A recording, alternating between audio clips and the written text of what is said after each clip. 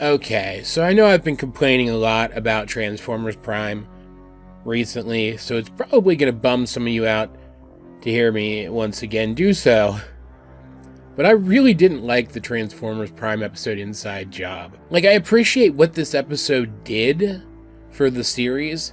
I appreciate that it managed to switch up the status quo as much and as often as it did. But I just... Man, I talk a lot about how the characters in this show make, like, objectively stupid decisions that I feel go against their characterization. But man, in this episode,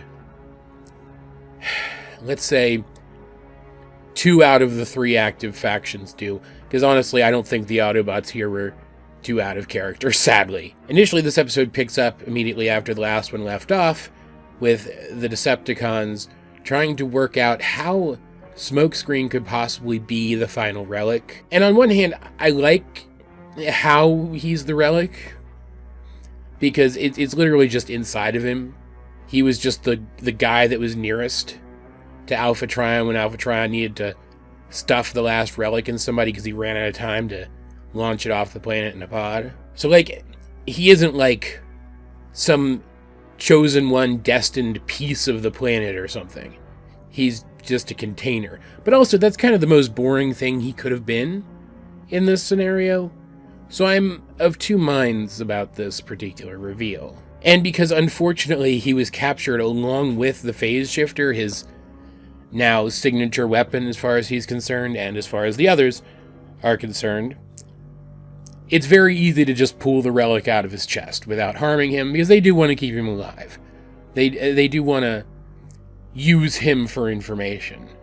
Because Megatron does find out what the keys are for in this episode by using one of those cortical psychic patches, or whatever they're called, to go into Smokescreen's mind and see the initial discussion of what the keys are for. And so now he knows that he has the opportunity to remake Cybertron in his image.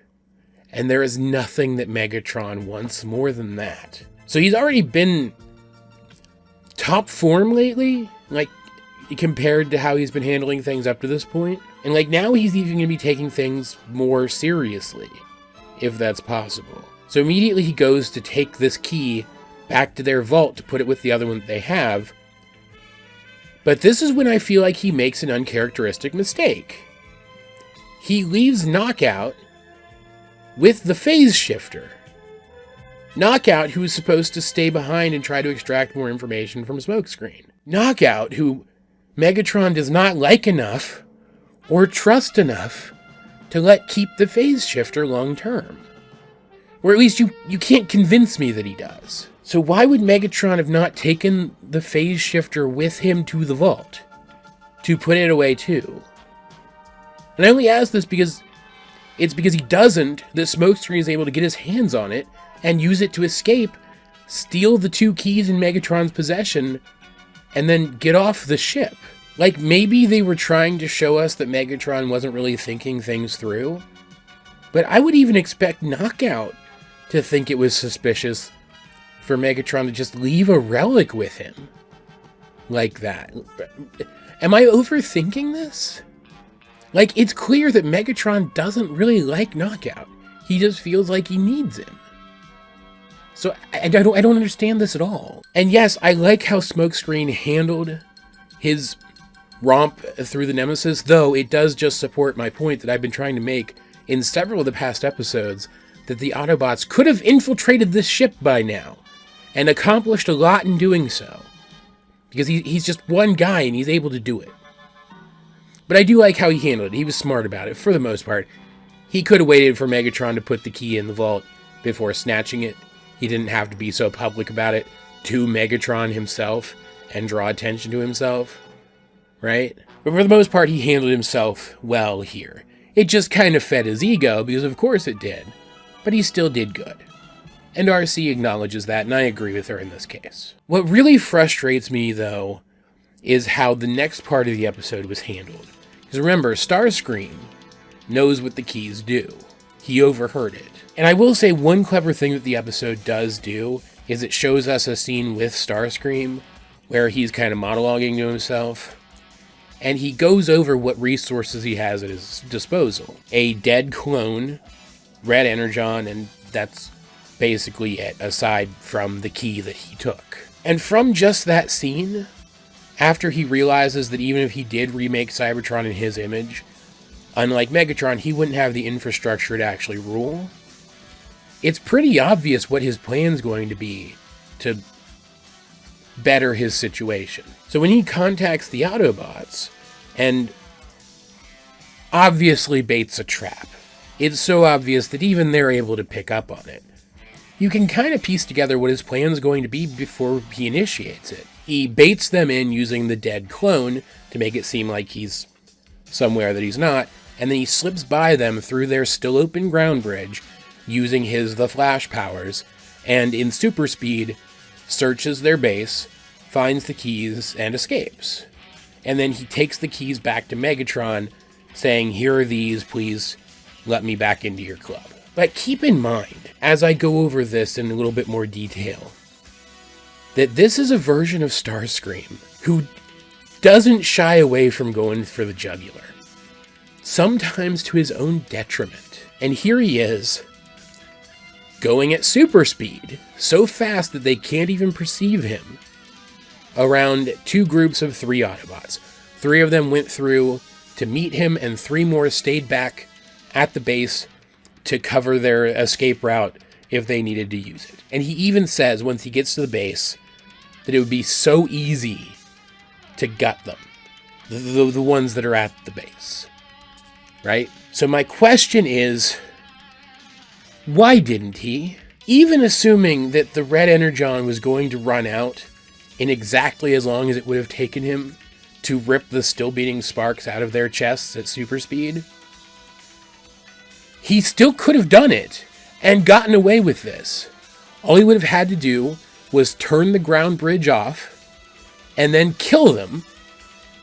And then the 3 displaced Autobots wouldn't have had any way to get back to the base. Even if he ran out of super speed juice, he would have had free reign of the base. Then he could have left, gotten a good distance away after making note of where the base is, mind you, then contacted Megatron, said, "Hey, meet me. I have relics for you, and I also know where the Autobot base is. Let's get back together and go set up an ambush for them. 3 of them are returning. Oh, and by the way, the other 3 are already dead because I killed them." It's absolutely ludicrous. Like, I can understand not trying to kill the 3 that went through, because 2 of them are Bulkhead and Optimus Prime. Those are guys who are durable enough that you might time out your super speed powers before you manage to kill them.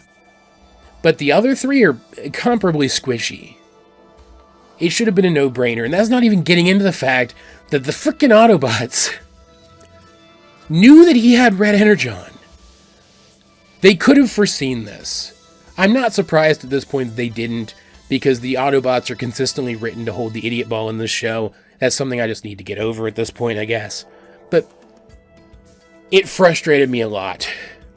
I don't, just like I don't buy that this version of Megatron would have left the phase shifter with Knockout, I don't buy that this version of Starscream's plan wouldn't have involved killing at least 1 Autobot. I just don't buy it. The only thing that I feel was in character, the only things that I feel were in character in this episode, were how Smokescreen handled himself on Megatron's ship, and how Megatron left Knockout half-phased into a wall as an example to his other soldiers. That's literally it. Like, if you take it at face value, this is an interesting, exciting episode that does a lot of cool stuff for the status quo of the show, as I said at the top of the review. I just don't like how we get to where we get to. It feels like they ran out of time to get us here. Frankly, it feels like they knew they needed to do a lot, and so they did it regardless of how much sense it actually made to do it, if that makes sense. I can only hope that everything being as it is now leads to some cool stuff in the immediate future. Again, I don't remember this section of the show very well. And straight up, I can only imagine the show getting better from here. I genuinely feel like the idiocy of this episode is a low point for the series. And if nothing else, the episode still looked good. I still like the performances of these characters.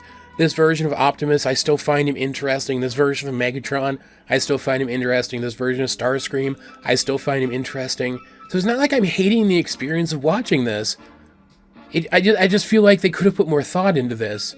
So I'm going to go forward expecting that from now on, now that they have reset the status quo as they would have liked, that they'll put more thought into this. And I really hope that they do. After all, this felt very much like an intermediate type of episode, like a bridge between things, right? And often those types of stories are just inherently messy. Maybe that's what this is. An inherently messy, I would argue unnecessarily so, because I won't get into it, but I can think of some ways they could have written this that it wouldn't have been so messy, but whatever. Bridge between cool things. Here's hoping. That said, what do you guys think of the Transformers Prime episode, Inside Job, if you have seen it? Let's get a discussion going in the comment section down below, and while you're down there, you might as well like the video. Share it with anyone else you think would enjoy my content. Subscribe if you haven't. You can also check out links to my various social medias, as well as the many ways you can help with the channel. Those will be in the video description. But either way, this has been AJ22, and I will talk to you guys later.